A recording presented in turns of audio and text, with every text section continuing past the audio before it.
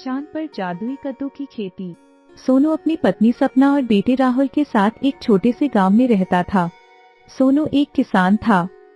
वह अपने खेतों में दिन भर काम करता था और मोटे ताजे कद्दू उगाया करता था। एक दिन की बात है, सोनू तजती धूप में खेतों में काम कर रहा होता है और कहता है, हे भगवान, इस बार मेरी कद्दू की फसल अच्छी हो, इसी से मेरी बहुत सारी उम्मीदें जुड़ी है। तभी सोनू की नजर कद्दुओं पर लगे कीट पतंगों पर जाती है। अरे बाप रे, ये कीड़े मेरी फसल को न जाने कहां से लग गए। अब तो ये मेरी सारी फसल ही बर्बाद कर देंगे। इतना कहकर सोनू गुस्से में घर चला जाता है। घर जाते ही उसकी पत्नी सपना उससे कहती है, अजी आज अपने घर आने में देर क्यों कर दी? और आज आप गुस्से में भी लग रहे हैं। अब तुम्हें क्या बताऊं सपना, हमारी सारी फसल को कीड़े लग गए हैं। अगर मैंने जल्दी से फसल पर कीटनाशक दवाई नहीं छिड़की तो हमारी सारी फसल खराब हो जाएगी। अजी आप इतना परेशान क्यों होते हैं? आप कल जाकर फसल पर कीटनाशक दवाई का छिड़काव कर देना। तुम ठीक कहती हो सपना, मैं ऐसा ही करूँगा। अगली सुबह होते ही सोनू अपने खेतों पर जाता है और तजती धूप में कद्दू की बेलों पर कीटनाशक दवाई का छिड़काव कर देता है। तभी उसका बेटा राहुल वहां आता है और कहता है, पापा। अरे राहुल बेटा, मैंने तुमसे मना किया था ना, जंगल मत आना। देखो यहाँ कितनी तेज गर्मी हो रही है। पापा, आप मुझे जंगल में अकेले काम करते हुए अच्छे नहीं लगते, इसलिए मैं स्कूल से सीधा यहाँ चला आया। आज मुझे स्कूल से कुछ मिला है, आइए मैं आपको दिखाता हूँ। राहुल अपने पापा को एक पेड़ के नीचे ले जाता है और उन्हें एक बहुत पुरानी किताब दिखाता है, जो देखने में कई साल पुरानी और कीमती किताब लग रही थी। ऐसा लग रहा था कि जैसे वह किताब इस दुनिया की ही ना हो। बेटा, ये तो मुझे क्या दिख रहा है और ये तेरे पास कहाँ से आई? पापा, ये किताब मुझे मेरे स्कूल की सबसे पुरानी लाइब्रेरी में से मिली है।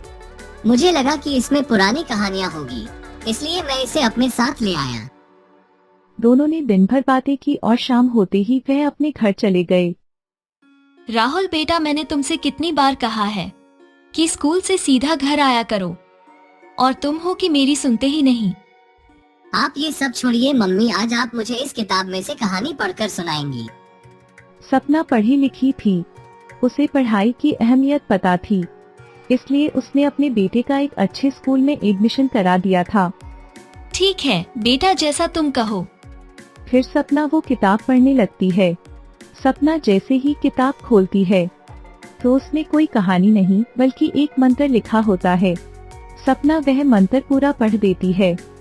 मंत्र पूरा होते ही किताब में से बहुत तेज लाल रंग की रोशनी निकालनी शुरू हो जाती है और वह किताब हवा में उड़ने लगती है।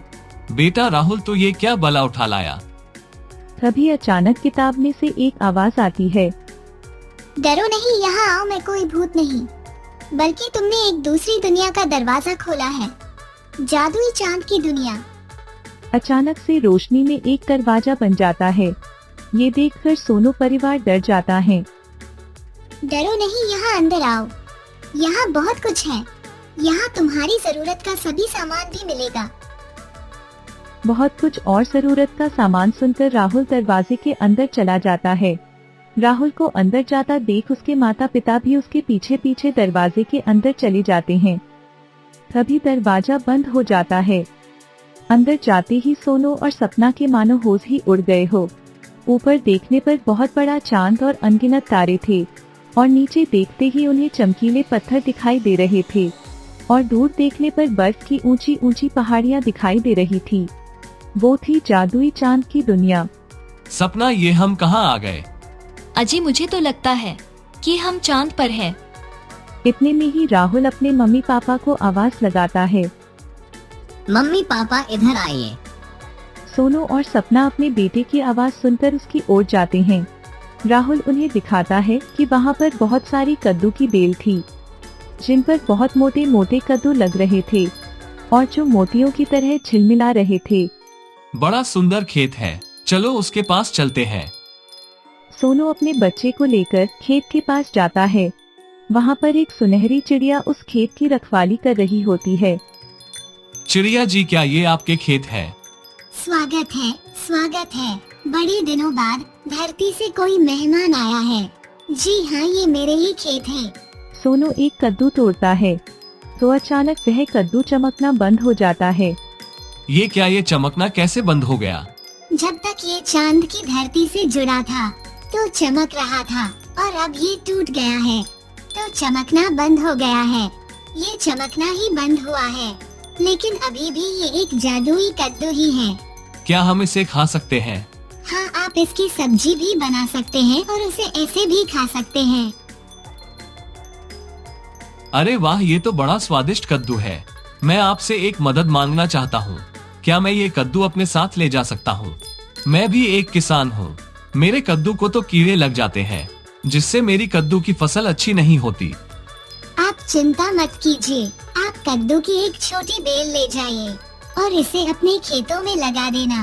ना तो ये कद्दू कभी खराब होंगे और ना ही खत्म।